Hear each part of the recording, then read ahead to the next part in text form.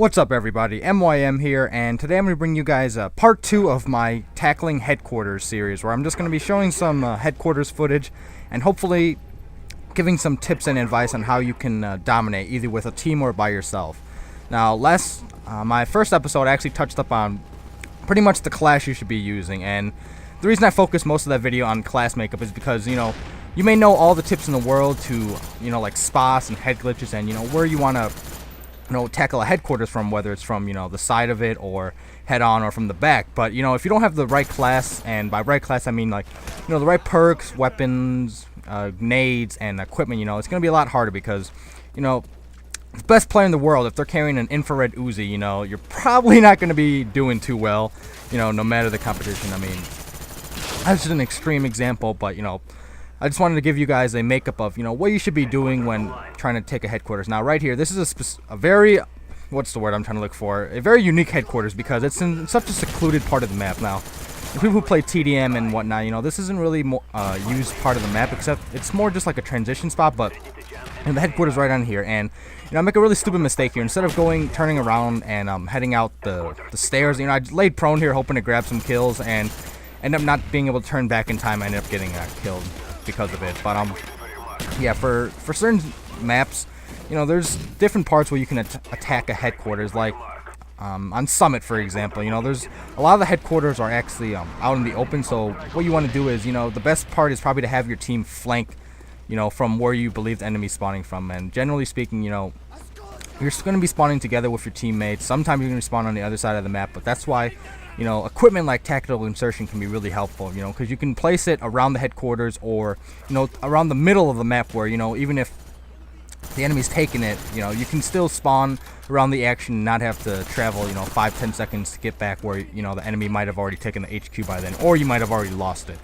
But I recommend a jammer just because, if you place it around the headquarters, you don't have to place it specifically on the actual headquarter, obviously, because, people throw in nades, they shoot RPGs, all kinds of explosives that can destroy the jammer before it even, does anything useful. So what I like to do is I like to place it around the headquarters and, really mess with the enemy. And obviously, the best way to use it would be, place it on the most predicted path where the enemy's going to attack the headquarters, assuming you've taken it. Now, another key thing you have to remember when not only defending an HQ, but, even just preparing to take it is, you can use the headquarters point itself as kind of a head glitch. And, by head glitch, it's obviously, if you don't know by now, it just means, where you can shoot the enemy where they can only see your head, but you can see their entire body. Now, it's just, it's called a glitch just because, it's a mechanic in the game where you actually shoot from the top of your head instead of, where your gun is. But, it's really useful. I mean, that's kind of a more general tip where, it helps you win gunfights in specific spots on the map where, a head glitch is available. But just in this specific instance, using the headquarters itself, that's something new because obviously the headquarters is just like a flat box or whatever, kind of like a care package.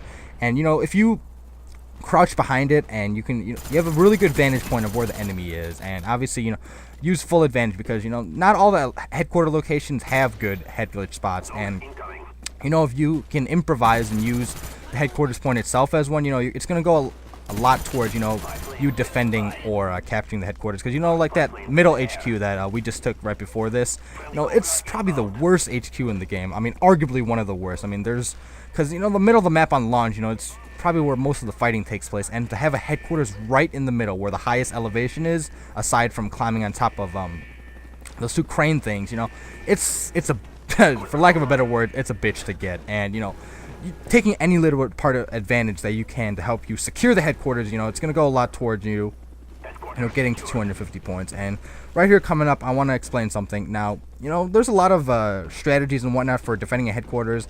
Some people, they just cap it and they stay right on the actual headquarters. But, what my party likes to do is, whoever caps it, but, one or two people stays behind and everybody else, instead of staying within the headquarters, what you want to do is you want to cut off the points where people can come to the headquarters. Now, in this specific instance, where the headquarters is on where the rocket is, we can cut off where I am right now, which is the top right tower from my point of view, and then we also have people in the left tower cutting off from where C domination is. So I'm overlooking the A tower, A domination tower, and I have people overlooking the C domination tower. Now, that's probably the best way to defend an HQ because most people are going to suspect, any enemies to be in the vicinity of where the headquarters is. That's nothing new. Even mediocre players will know that. But you don't want to let it get to that point, because you want to cut off the point of attack before it gets to the headquarters. Because, if you're engaging the enemy, head on at the headquarters, you can win your fair amount of gunfights, but eventually,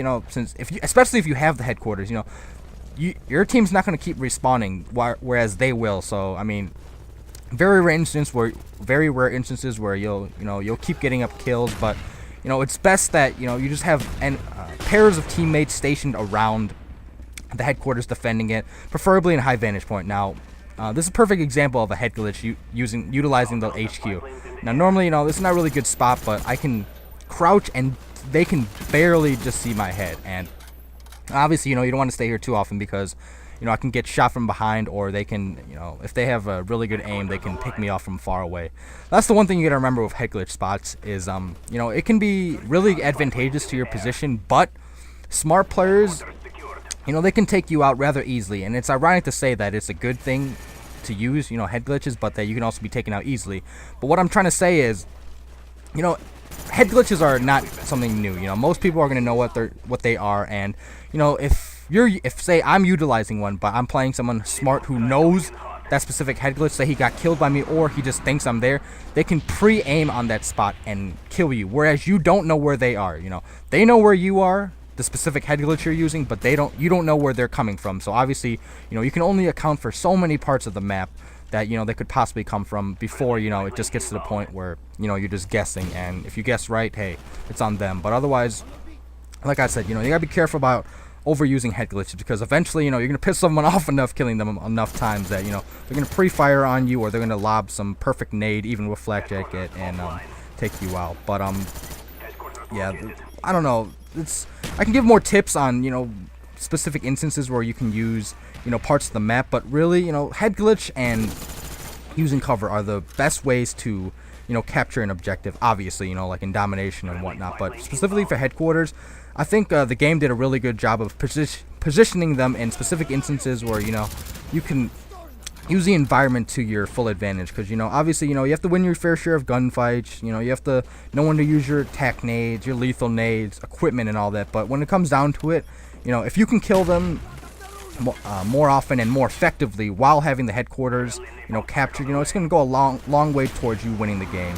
Now, as far as players and what each specific role should be, it's what you see a lot of our team doing is a lot of us like capping it just for the easy points. But realistically speaking, unless there's like nobody left on the other team because they all rage quit, you shouldn't have 6 people capping. The best situation I like to have is probably like 3 or 4 people capping while 2 people are still engaging the enemies, but from far away. Because it makes no sense if the 2 people who are quote slayers, or designated people who aren't going to be capping right away, if they're killing near the headquarters, because then if they die, then the people who are trying to cap are just going to die themselves. So the best way to tackle everything is to have a couple people slaying and a couple people who are going to be capping, and support players who can do both ways.